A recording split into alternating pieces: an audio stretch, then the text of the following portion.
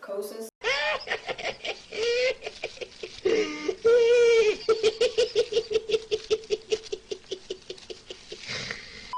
Hello and welcome back to my channel. My name is Ines and I'm very happy that you are back here watching my videos, or if it's your first time that you clicked on my video, so thank you very much. Yeah, let's start. I want to tell you something that the sugar industry did in 1967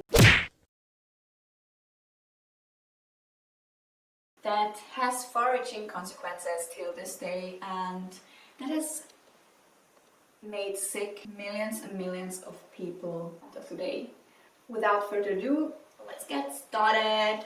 Ooh, ooh.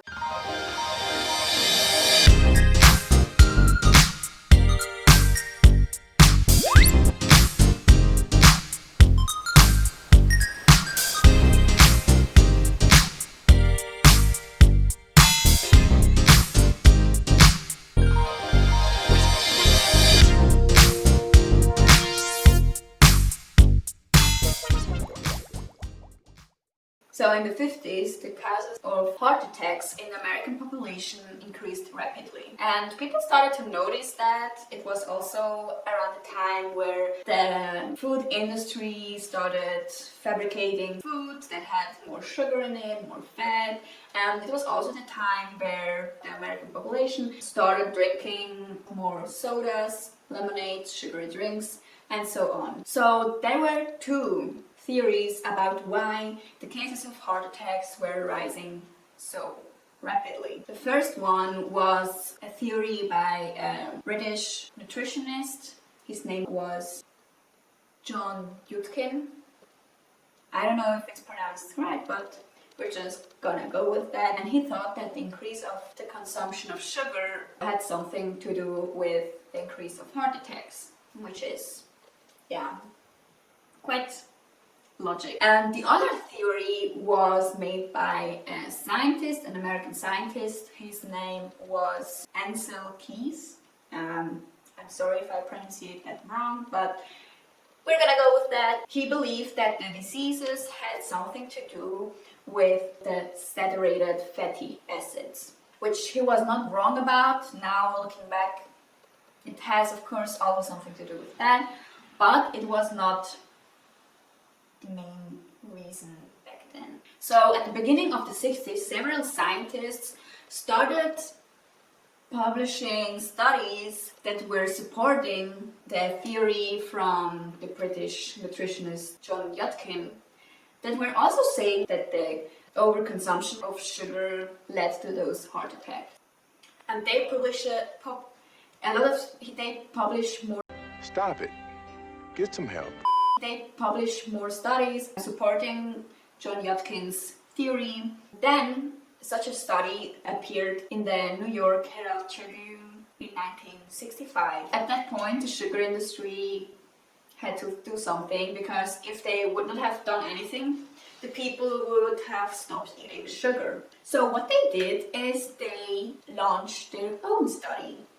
And that study was called the Secret Project 226. The goal of that study was that the heart diseases should be linked with the saturated fatty acids, so with fat, rather than linked to sugar. So they kind of wanted fat to be the bad guy and sugar be the good guy somehow.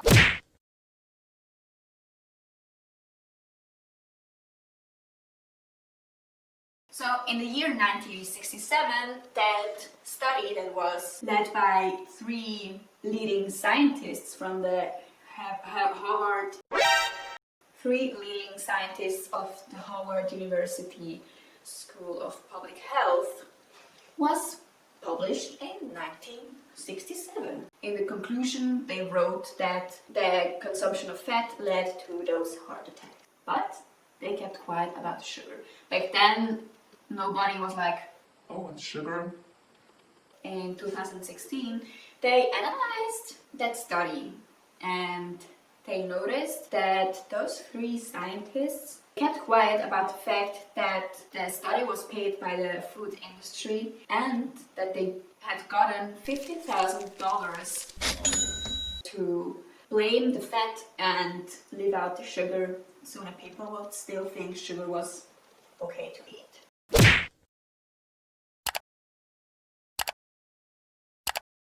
So what happened then? What happened after the publication of the study in 1967? Well,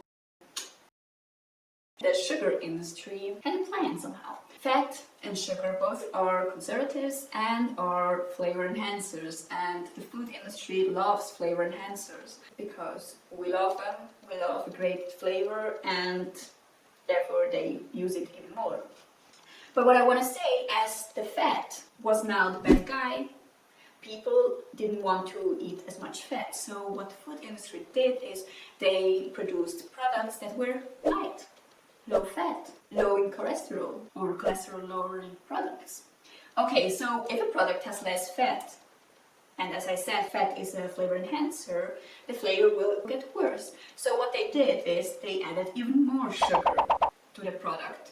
So people were buying those light products because they didn't want to get any heart attacks, but actually they were still having a great risk of having one because the sugar amount in those products was really high, as it still is now. Yeah, as the people ate more of those light products, as they tasted great because there was so much sugar in it, people started to get used to that sugary flavor, that great extreme flavor of the products.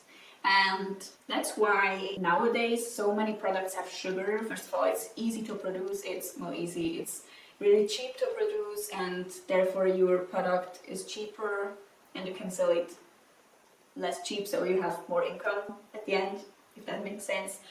Sugar is a conservative, it gives texture, it is a flavor enhancer, and it is addicting. So they just took their chance and fooled us all with that study.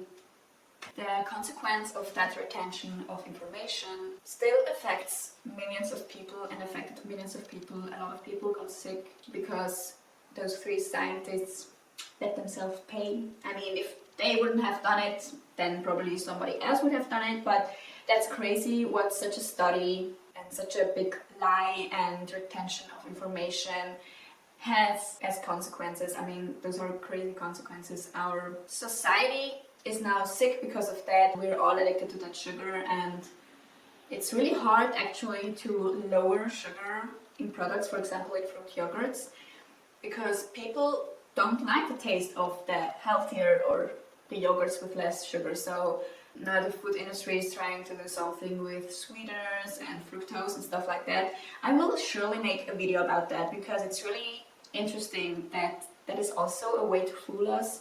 But whatever, I just wanted to let you know, think about it a little bit. Food industry, even though it should give us healthy food so that we live a healthy life and be happy, they trick us sometimes. So be aware of that. I hope that you'll take care of yourself and that we will see us in the next video. Thank you very much for your attention, and